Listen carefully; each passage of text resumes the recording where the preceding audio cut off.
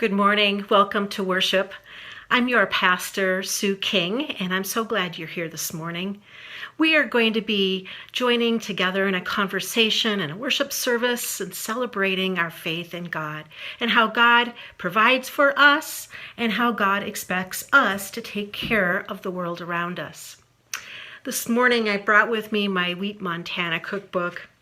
We're going to be continuing our sermon series and talking about Jesus's sayings about I am the bread of life and his decision to try to talk to people about who he was and what his ministry meant and what our relationship to God and each other ought to be through the metaphor of bread. Take a moment, relax, get comfortable, and enjoy the music as we worship together this morning.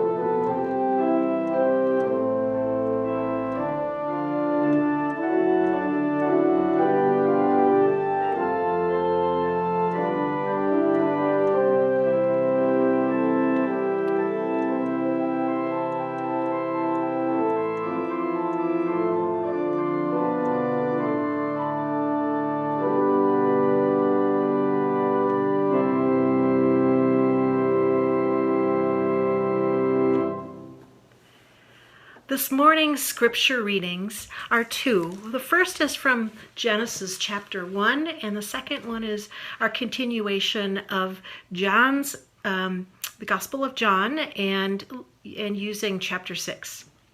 Here's Genesis 1. God said, "See, I have given you every plant yielding seed that is upon the face of all the earth, and every tree with seed in its fruit. You shall have them for food. And to every beast of the earth, and to every bird of the air, and to everything that creeps on the earth, everything that has the breath of life, I have given every green plant for food." And so it was. God saw everything that had been made, and indeed said it was very good. And there was the evening and the morning and the sixth day. Second reading is from John chapter 6. Jesus said to them, "I am the bread of life. Whoever comes to me will never be hungry, and whoever believes in me will never be thirsty. But I said to you that you have seen me and yet do not believe. Everything that the Father gives me will come to me, and anyone who comes to me I will never drive away. For I have come down from heaven not to do my own will, but to do the will of the one who has sent me." This is the reading of the word for the people of God. Thanks be to God.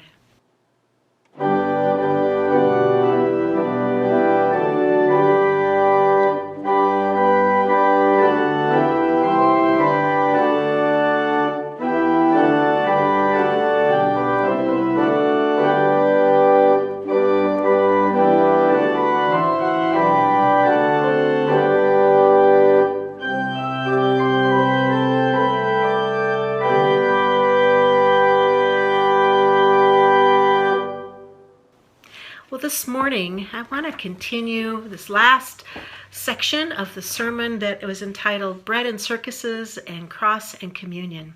This is the bread and circuses portion of it.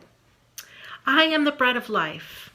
You know, to consider the importance of bread in the Roman Empire is to understand that Jesus may have been making a multi-layered, multi-dimensional statement here, with physical and spiritual and socio-political and even economic implications for his disciples and for those who were listening in on his conversation. You know, at the beginning of chapter 6, Jesus feeds the 5,000. And in the middle of the chapter, he was talking with people who wanted to suddenly make him a king because he could provide free bread for them. And at the end of the chapter, Jesus addresses those who would be his disciples, but may not understand the full cost of what it means to follow him. And some of them turned away, and there was betrayal in the air. I am the bread of life. How might that have resonated with the people who lived in the Greek and Latin-speaking communities that were in the Roman Empire? A couple of weeks ago, we talked about how the Jewish Christians might have heard Jesus's discussion about the bread of life, but today we're going to consider what it might have sounded like for those who were never Jewish, but were Gentiles of a background that was different than Jesus's even. You know, about the same time that the Gospel, according to John, was being written, there was a poet named Juvenal who had put out a series of poems called satires. I doubt if any of us have read his poems, but one of them, Satire 10, has a very famous phrase in it that we continue to use today. It's bread and circuses.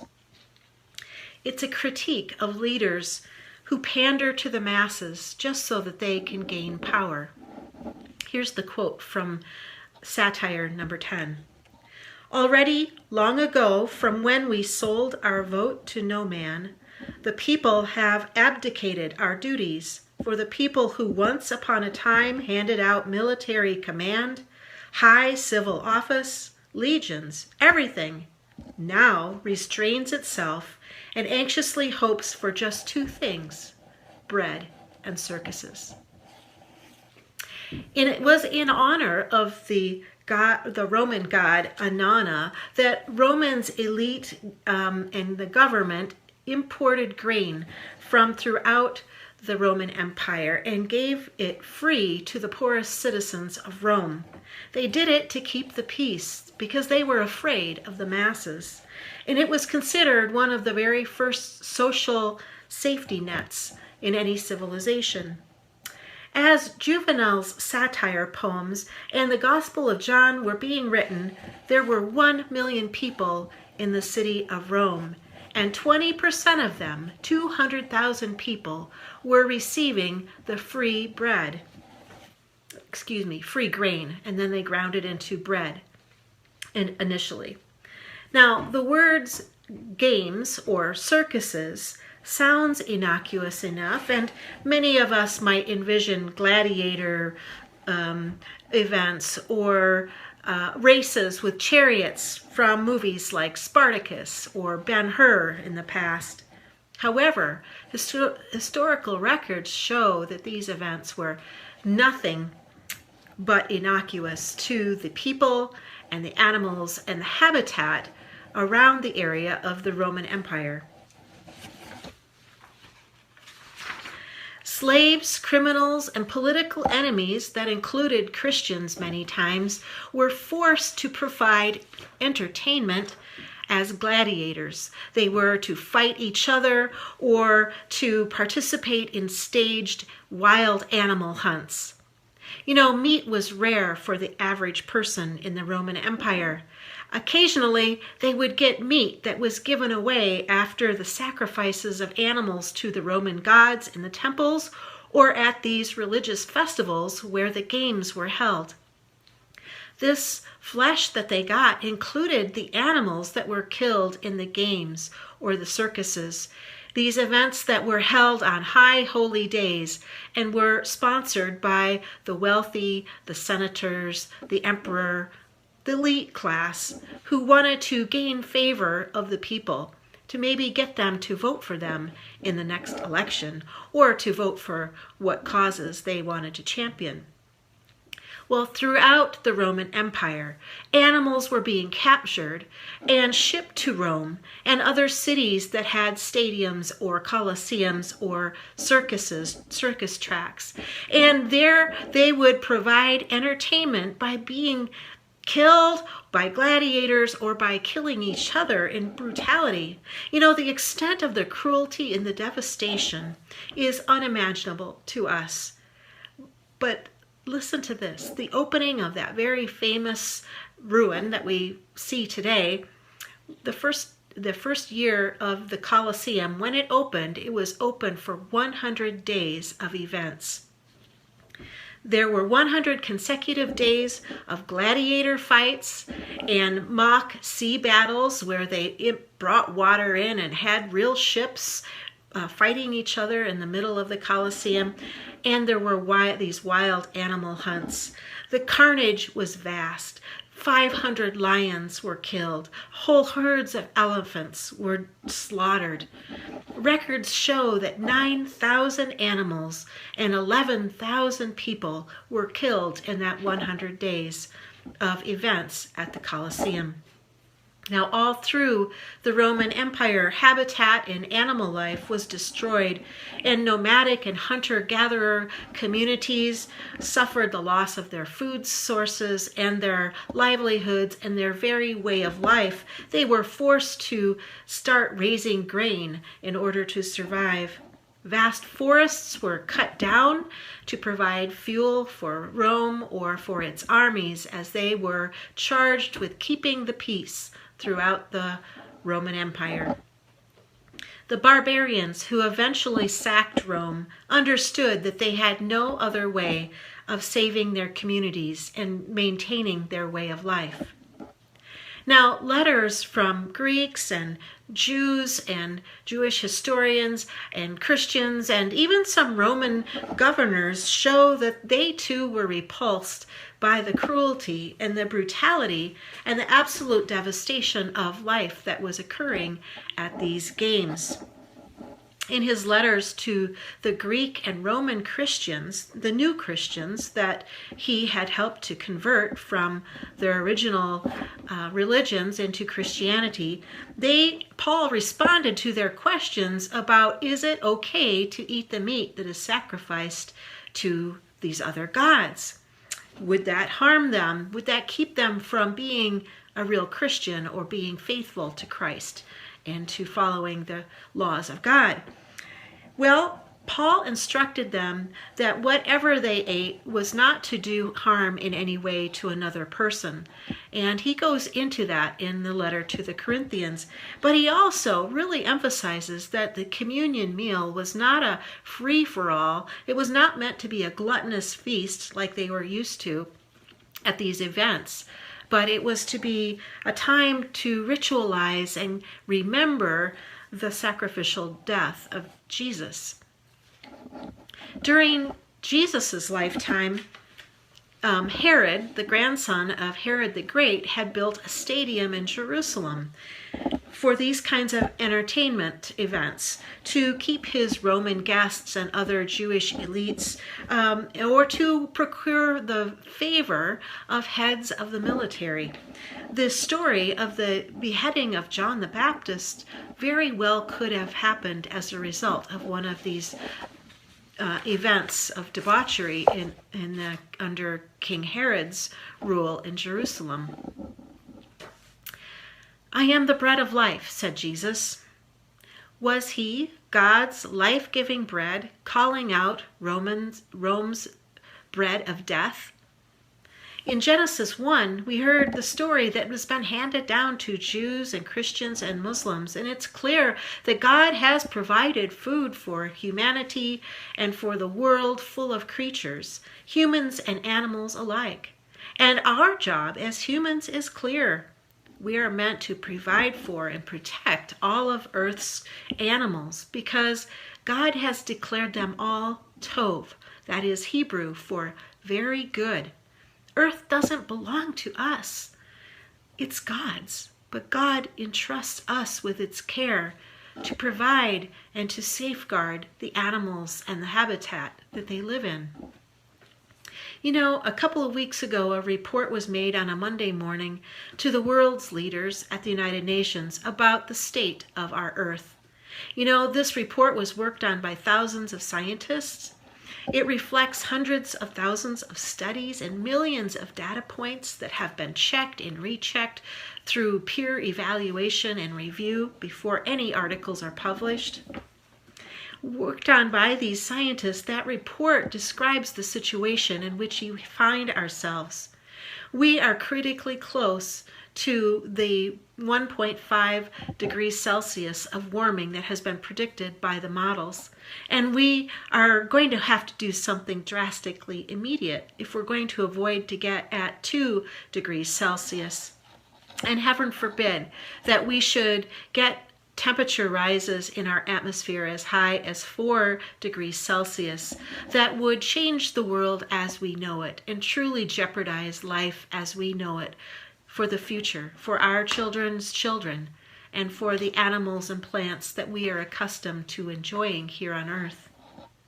You know, we don't have the intentional, cruel entertainment of the Roman circuses, but even so, our current way of living has led to a very similar devastation of people and animals and habitat around the world. Except now it's global. Our getting our daily bread, plus all the luxuries that we enjoy in Western society here, is today's bread of death, just like the Romans' bread of death was there for so many animals and people at that time. Now we Christians look to Christ, our bread of life, to show us a way forward. And in Him, we are called to compassion and to live in communion with God and with each other and with all of God's creation. In Jesus, we are called to a sacrificial living that makes space for everyone to be at God's bountiful table called planet Earth. Our Bible texts show us what that would look like. Jesus told us the stories. We just need to apply them. Jesus urged us to be the Good Samaritan. What if the beaten, injured stranger that we need to take care of is our planet Earth? He said that we ought to share our coat, second coat, and that we ought to carry each other's burdens. Would that represent the care that we need to extend to the people of island nations or to the Eskimos and other people in the Arctic who are losing their way of life, losing all of their food sources because of the ocean's rising levels? And what about the polar bears who no longer have enough ice to be able to hunt the seals? And what about on Montana's peaks? The little adorable pika that its little tiny heart will burst if it cannot cool off enough. That's why it lives way up there on the tops of the mountains. I don't think we can avoid the truth any longer. Jesus was political, and so was his church.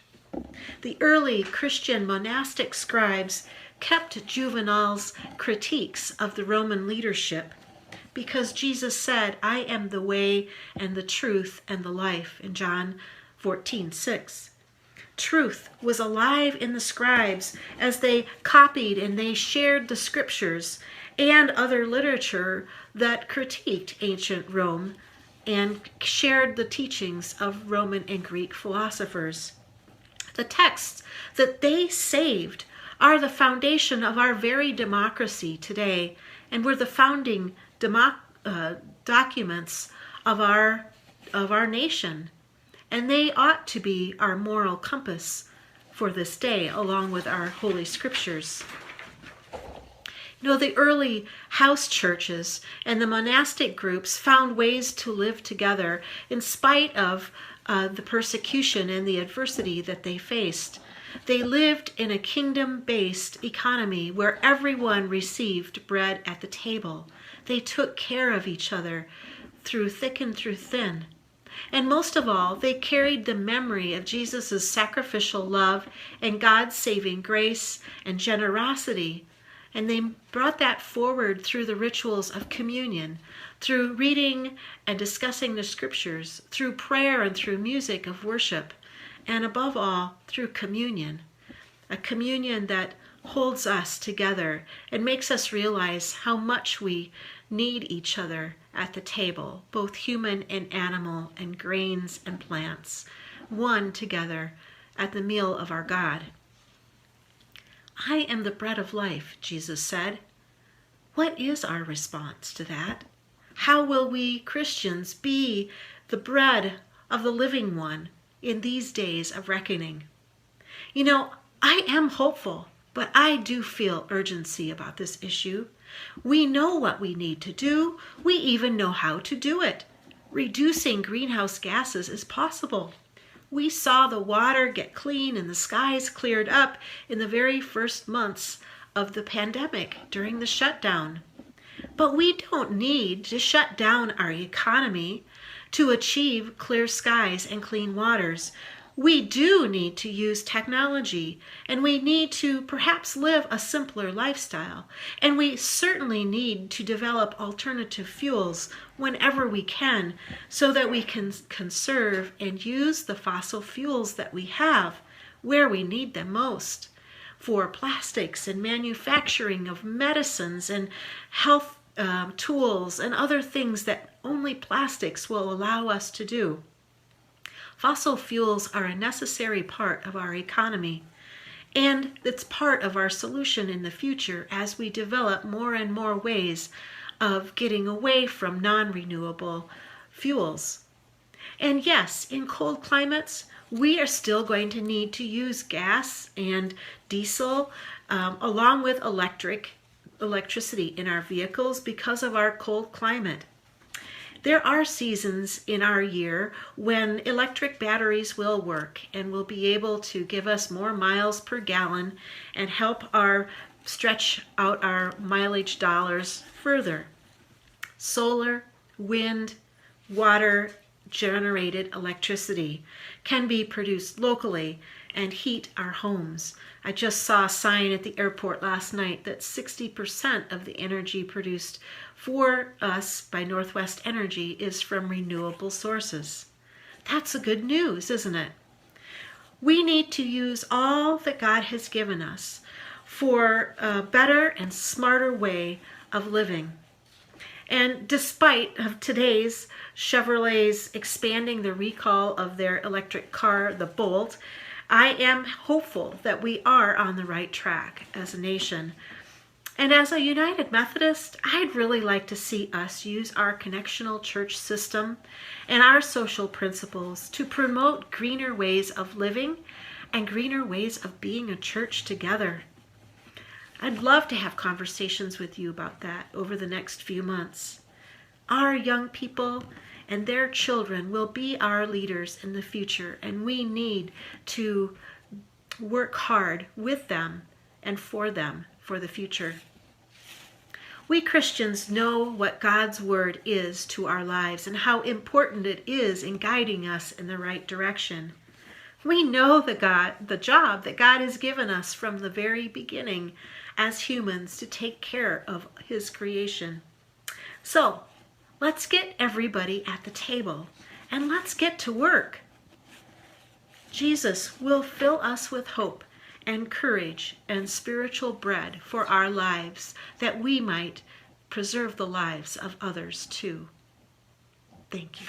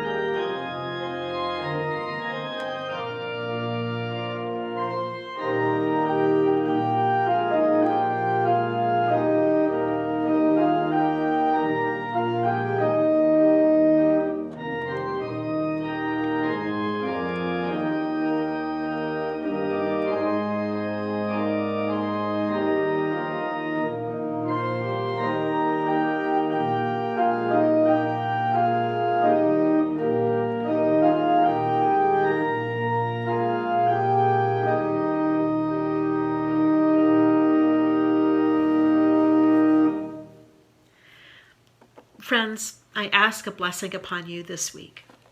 I pray that you experience God's grace, that you might feel that God is giving you the spiritual bread that you need for this journey, and that you feel you have a community that you can count on in your time of need.